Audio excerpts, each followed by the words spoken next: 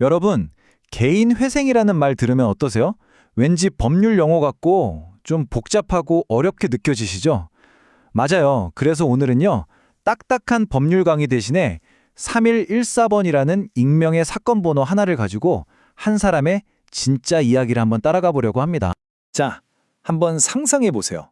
만약 나에게 1억 3천만 원이 넘는 빚이 있다면 여러분은 어디서부터 어떻게 시작해야 할까요? 정말 눈앞이 캄캄하겠죠? 바로 이 막막한 상황이 오늘 우리가 따라가 볼 이야기의 시작점입니다.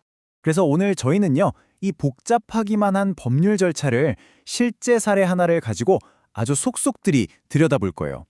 법원 서류에 적힌 숫자 하나하나, 기록 하나하나를 따라가다 보면 이 제도가 한 사람의 인생에 어떻게 들어와서 작동하는지 정말 생생하게 느끼실 수 있을 겁니다. 자, 그럼 이야기의 첫 번째 장을 열어볼까요? 이분이 대체 어떤 상황에 처해 있었길래 개인 회생을 신청하게 된 건지 그 절박했던 금융 상황부터 한번 살펴보겠습니다. 우선 이분이 짊어지고 있던 총 빚의 규모입니다. 무려 1억 3,394만 원. 정말 어마어마한 금액이죠. 이 숫자 하나만 봐도 문제의 심각성이 느껴지는데요. 이게 또 한 군데서 빌린 게 아니라 은행, 저축은행, 캐피탈, 심지어 대부업체까지 여기저기 빚이 복잡하게 얽혀있는 이른바 다중채무 상태였던 거죠. 그런데 말이죠. 이분이 가진 재산은 어땠을까요? 지금 당장 팔아서 현금으로 만들 수 있는 모든 걸 다 합쳐도 그 가치가 약 1,212만 원밖에 안 됐습니다. 갚아야 할 돈은 1억이 훌쩍 넘는데 가진 건 1,000만 원 남짓. 이 엄청난 차이가 느껴지시죠? 근데 좀 이상한 점이 있습니다. 이분의 한 달 수입을 보면요, 약 333만 원이에요. 사실 이 정도면 그렇게 적은 수입은 아니잖아요? 그런데 대체 왜 이런 상황까지 오게 된 걸까요? 그 이유가 바로 다음에 나옵니다. 네, 바로 이거예요. 이렇게 빚과 자산을 나란히 놓고 보니까 상황이 한눈에 들어오죠? 이걸 법적인 용어로는 지급불능 상태라고 하는데요. 쉽게 말해서 가진 재산을 몽땅 다 팔아도 빚의 10분의 1도 못 갚는 말 그대로 손을 쓸 수 없는 상황이라는 겁니다.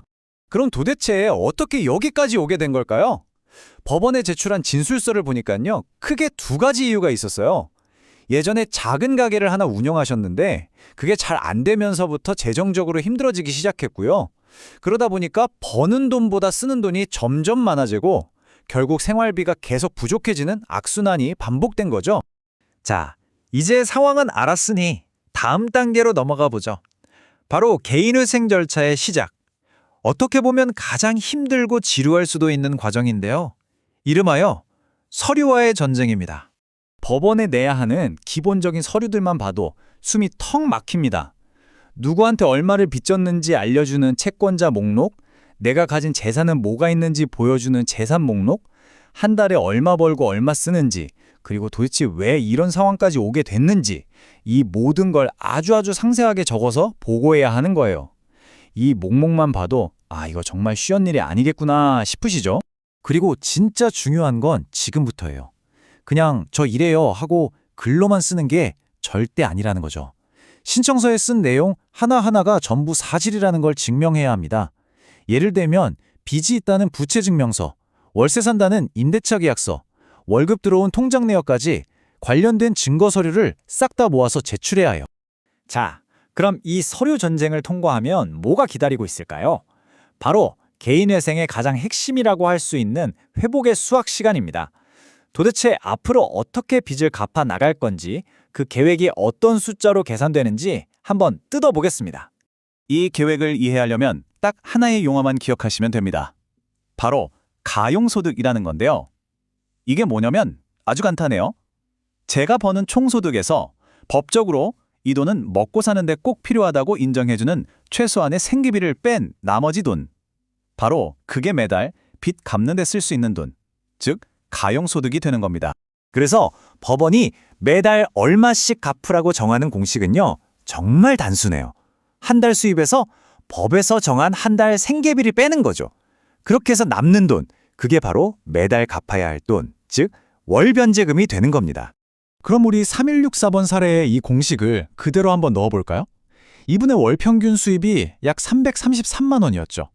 여기서 법원이 이분은 2인 가구니까 최소 이 정도는 생활비로 써야 한다고 인정해준 생계비 약 236만 원을 뺍니다. 그랬더니 얼마가 남죠? 네, 약 97만 원. 이게 바로 이분이 매달 갚아야 할 돈으로 결정된 겁니다. 자, 그리고 또 하나 아주 중요한 개념이 나옵니다. 바로 변제율이라는 건데요. 이게 뭐냐면 원래 내가 져야 했던 빚 중에서 몇 퍼센트를 갚게 되는지를 보여주는 비율이에요. 이 변제율을 아셔야 다음에 보여드릴 그림이 딱 이해가 되실 겁니다. 자, 보세요. 이게 바로 이 회생계획의 최종 결과입니다. 한눈에 들어오죠? 3164번 사례자분은 앞으로 3년 동안 매달 꾸준히 돈을 갚아서 원래 빚 원금의 27%를 갚게 됩니다. 그럼 나머지 73%는 어떻게 되냐고요? 바로 법적으로 면책, 즉 빚을 탕감받게 되는 겁니다. 이게 바로 개인회생 제도의 핵심인 거죠. 아니, 그러면 돈 빌려준 사람들은 너무 손해 아니냐? 이렇게 생각하실 수도 있잖아요. 그런데 법원이 이 계획을 허가해주는 데에는 아주 중요한 원칙이 있습니다. 바로 청산 가치 보장의 원칙이라는 건데요. 말이 좀 어렵죠? 쉽게 풀어서 설명해 드릴게요. 이 사람이 3년 동안 갚을 돈의 총액이 지금 당장 파산해서 가진 재산을 다 팔아 나눠주는 돈보다 무조건 더 많아야 한다는 뜻이에요. 그래야 채권자 입장에서도 손해를 덜 보게 되는 거죠. 자, 이제 이야기의 마지막 장으로 넘어왔습니다. 계획은 세워졌고, 그럼 앞으로 어떤 길을 걷게 될까요? 이 3년이라는 긴 약속과 그 끝에 있는 최종 목표는 무엇인지 그 마지막 여정을 함께 따라가 보시죠. 이 타임라인을 보시면 앞으로의 36개월, 즉 3년의 여정이 그려집니다. 2025년 5월부터 시작해서 3년 동안 매달 97만 원이라는 돈을 정말 하루도 빠짐없이 꾸준히 갚아나가야 하는 거예요. 이 길고 힘든 여정을 무사히 마치고 나면 드디어 법원에 면책을 신청해서 진짜 새로운 인생을 시작할 수 있는 자격을 얻게 됩니다. 물론 이렇게 돈만 갚는다고 끝은 아니고요. 동시에 여러 법적인 절차들도 착착 진행됩니다. 법원에서 이 사건을 전담해서 관리해줄 회생위원을 정해주고요. 무엇보다 중요한 거, 채권자들이 더 이상 빚 갚으라고 독촉 전화를 못하도록 금지 명령이라는 걸 내려줍니다. 그리고 채권자들을 모아놓고 이 계획에 대해 설명하는 채권자 집회라는 걸 거쳐서 법원이 최종적으로 오케이, 이 계획대로 합시다 하고 인가를 내주면 그때부터 진짜 약속된 상환이 시작되는 거죠.